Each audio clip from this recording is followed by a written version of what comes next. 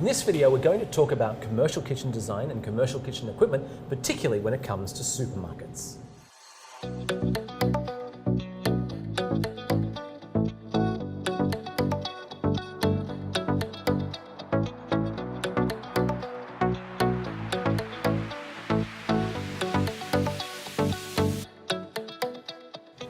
Hey, g'day Ariel, how are you doing? How are you doing? I'm doing well, thank you. So I understand you're the man to talk to when it comes to commercial kitchen design in supermarkets. Maybe you could start with giving me a sense of what are the key areas of supermarkets that have different commercial kitchen design requirements? The key areas of a supermarket, to sum it all up, it encompasses everything in the food industry. It means you're going to have from a butcher department to a deli department for hot foods, for cold foods, for a fish department for raw fish, for a sushi department, down to a produce department, cut up fruits and just standard fruits. And then generally there's a lot of refrigeration, and refrigeration in the back of the house and refrigeration in the front of the house. And all of that has to come together to have an efficient supply for a customer walking into the door, and we would like to, he wants to walk in and walk out and have everything he needs in his house.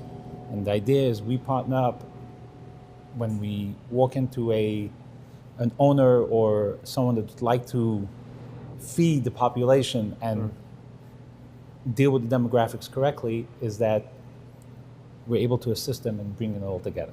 That makes sense to me. So what I'm hearing about supermarkets is if it's food, it's going to be there. That's so correct. We really have to deal with a massive variety of sort of like little microsystems, as it were. Correct. For all the different departments. So let's start from the top. And every different department, every supermarket is structured differently. Some will have, the owners will have all the departments under one family, under one business. Some will have different brands, different concessions. They'll bring in brand name fish departments, they'll bring in a brand name meat department, they'll bring in, and but it all comes together as one supplier and one stop shop. So one user experience. One user experience, correct. So what you're telling me, which I actually don't think I knew, is I can go into a supermarket and the butcher can be actually owned by a third party, or That's correct. operated by a third party. That's and correct. The bakery could be a third party. That's correct. And they all now need to coordinate to provide that one experience where I just get everything I want when I want it, as opposed to say a restaurant where you might have 45 minutes up your sleeve to cook it. It's got to be there and there and there. Correct. So what are some of the design concerns? Let's start at the top. Let's say a butcher. What are some of the key design concerns when it comes to a commercial kitchen? Well, the first design concern we have, not for the butcher or anything else, is for the whole concept is who gets what. We look at the demographics. Is this a kind of community that you think we're going to be selling a lot of meats and chickens, or a lot of cuts of meats and chickens? We'll assign some more space. We have, let's say, 10,000 square feet. There's a certain amount of space we'll do for front of the house. Then we take the back of the house and we say, okay, and this is where we try to assist the customer. We have to listen carefully, see what it is that the customer wants. I would like to really feed fast sandwiches from my deli department mostly. Okay, we can assign a certain amount of space to prepare it, to cook it, and all that. If they want to be high-end food, they want everyone coming in and buying suppers for their children, or able to sit down and eat the suppers while they go shopping, we have to assign different space. It's all about listening to what the customer is trying to achieve and how to reach out to the community or to the people shopping there. And then based on that, we assign different space requirements for each department. That makes sense. So when we go to a supermarket, I happen to live in Austin, Texas. There's a supermarket chain called Randall's, and you go in and we always want those potato wedges. Okay. And we want them now.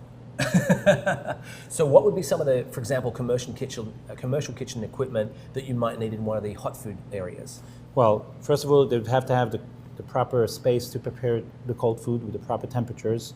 So especially when, with poultry and all that kind of stuff to go along with the hash browns or the potatoes that you like. And we take those, and then you have to cook them, and you have to have a space to be able to cook them and then chill them properly. At the same time, you say you want to have it right now, and you don't want to have to microwave them. So you probably designed like a hot table where people can actually take the food that's hot. Of course, there's a lot of intricate details that go into such a design, because you have to make sure it qualifies for all the codes and all that, health food-wise and temperature-wise. Those are very, very, very important things. So if we do the process right from A to Z, when you're going to get your potatoes or your meat coming out of those hot tables, it'll be just like it was made right now, and it's perfect. Absolutely. And I've heard a lot of talk when it comes to commercial kitchen design about codes. I know we can't talk here in a way that, a lawyer could or someone who knows the codes, and they change, of course, from county to county. But some general principles, what are these codes we're talking about, and how do you account for them in kitchen design? Well, it's hard to describe the codes. What you need to do is, when you're doing such a project, to partner up with someone who really knows his way around the kitchens. Right. And that's something we usually come to the table with, of understanding there's an individual need and what may be the requirements, and work with that.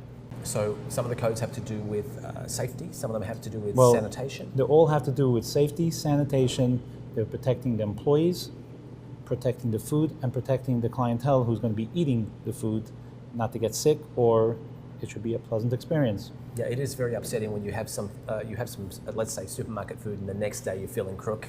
It's very easy to point the finger back in that direction. And a lot of times that would be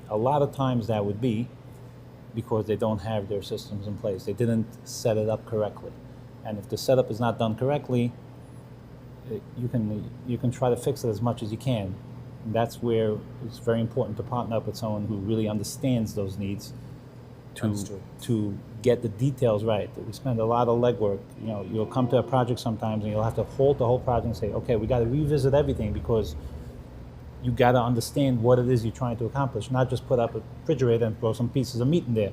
You're not getting anywhere with that. You're not taking care of the customer, and you're not going to make money. Right, that makes sense. Thank you very much. I Thank appreciate you. it. If you'd like to find out more about commercial kitchen design and commercial kitchen equipment when it comes to supermarkets in particular, please visit us online at culinarydepot.inc.com.